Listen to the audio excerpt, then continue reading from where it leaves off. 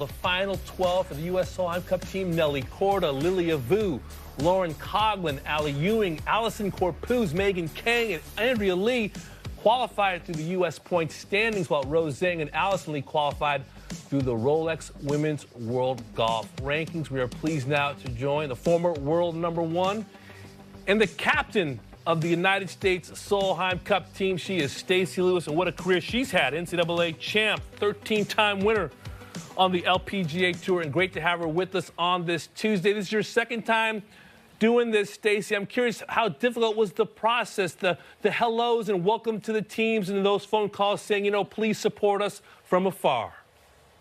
Honestly, the day that I get to announce my team and the day that I get to do the picks has been two of my favorite days in this whole process. To get to tell those that they've made the team, it's amazing. I mean, that's what you look forward to in this job. You get to kind of make their year, make their careers, help them check goals off their list. But then there's the other side too that's tough. So we're excited to have our 12, and we're ready to go for RTJ.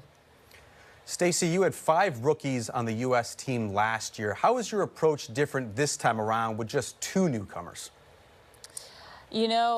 It's going to be similar because those 5 rookies still have not played a Solheim Cup in the U.S. And a Solheim Cup in the U.S. is a very different animal. And so I still feel like we still have a young team. They are much more experienced. I got the group together Sunday night in St. Andrews, and just to see the way they interacted and the way they were around each other, we're in a much better position at this point this year than we were last year.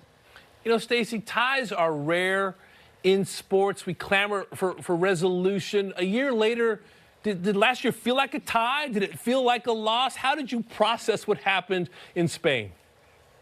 For me, I knew we had to get to 14.5, and so to me it feels like a loss. To people, the fans that are watching, it looks like a tie, and they all hate it. So I feel like these have been so close together. It's kind of been a continuation, and it's a cool opportunity for Suzanne and I to both be back, and I feel like we get to kind of settle the score. And now Suzanne may not feel that way, but I feel like, at least for me, it's a continuation, and let's go settle this thing.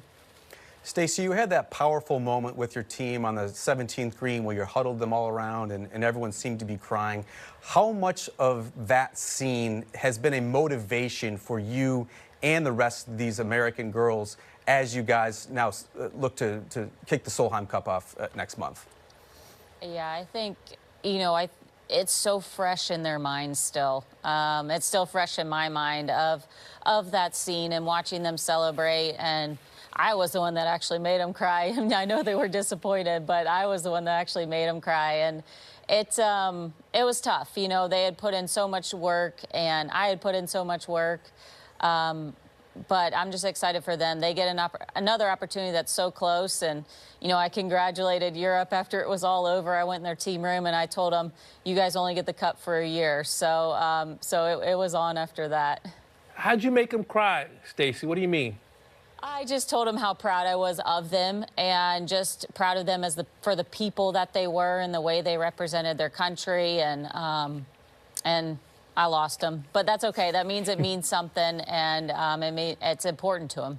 Well, so much of sports is about motivation, inspiration. You know that, and you don't need any advice from me, but how much will you play on the Lexi Thompson final season home game emotion? She's so popular. Mm-hmm. How much will you want to make 2 weeks from now a Lexi-thon, as it were?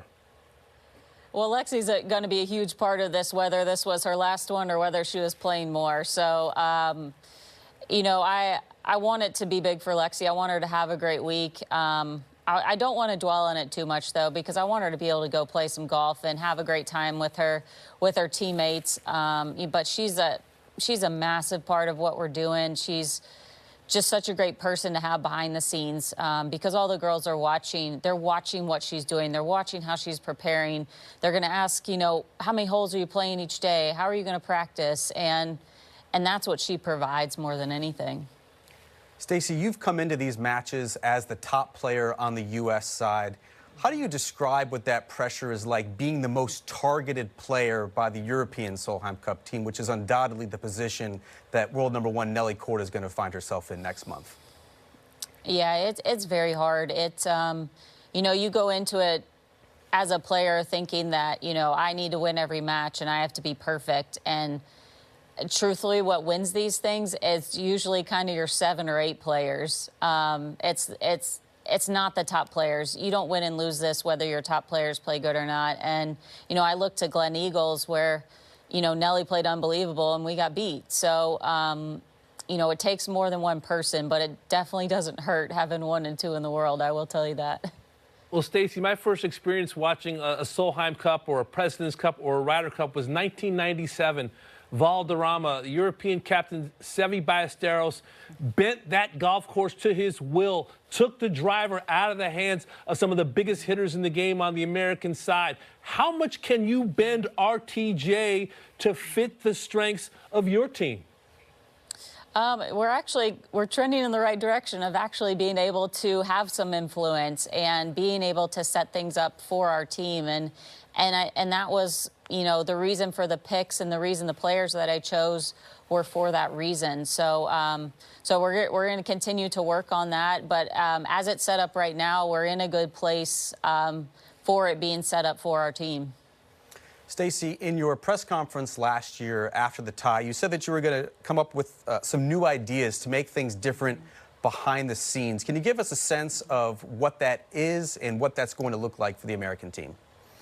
Yeah, so I guess just a little sneak preview of it is, you know, we're right outside of Washington, D.C., and you really can't get more patriotic than that. And I want these players to understand, too, not only are you representing Solheim Cup and yourself, but you're representing your country and to really understand what that means. And so I did had added some military flair to some things that we're doing with the team and also some things that are going on at the event itself. So just to get a sense of appreciation for what we get to do and this great country that we live in. Stacy, how much do you consider yourself kind of a bridge to the old school, to the Christy Kerr, the Julie Inkster? Because, you know, we don't see Michelle Wie and Christina Kim, Natalie Gulbis, Morgan Pressel. We've lost some of those players from the United States, but you kind of are the tie that binds in some certain senses. Do you feel that way as well? I do. I mean, while I have all those people you just named, I have great relationships with all of them. But I feel like I also have really good relationships with a lot of these younger players. And it's, you know, I felt like as part of my job as captain is to be the bridge and to get these new players to understand, you know, where we've come from and, you know, why we're in the position that we're in as a tour and as women's golf and for the Solheim Cup. So yeah, I do feel that way. And I've leaned on those people a lot because, you know, they have a lot of insight as to what has made us successful in the past as well. Stacy, as a former winner at the Old Course, we'd be remiss if we did not ask you your thoughts on Lydia Ko's victory on Sunday at the AIG Women's Open, knocking off the 3rd leg of the career Grand Slam. Seeing that unfold on Sunday at St. Andrews, what were your biggest takeaways? Well, I have to say, I did a podcast a couple weeks before, and I called it. I actually picked Lydia to win there. But just, you know, her ability, her short game, and how smart she is on the golf course. I had a feeling she was going to play well there, but man, what a cool scene. Obviously, I've been that player in that moment and had that experience myself, but to watch it on TV, to go out there and see the finish, I mean, I couldn't be happier for Lydia. I'm so happy she's going to be in the LPGA Hall of Fame, and we get to celebrate her forever. Yeah, for those who don't remember, Stacy Lewis birdie finished one of the greatest shots ever hit into 17 at the Old Course, as far as I'm concerned. I want to ask you this. You always look at the game big picture. Nelly dominant to start the year. The summer of Lydia. Your thoughts on where the LPGA sits writ large as a tour in 2024?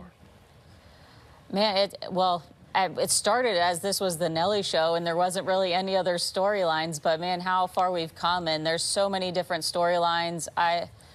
You know, I think while Nelly's run was cool, I think this run that Lydia, this Olympics and Old Course run, I mean, I don't know how you top that story for the LPGA this year. And we're in a tremendous place. I mean, we've got some of the best talent I've seen in a very long time, and the girls are so good, starting out so young. And you know, we're in a great spot with our majors and our sponsors, and you know, we just got to keep pushing forward and create more exposure for the players.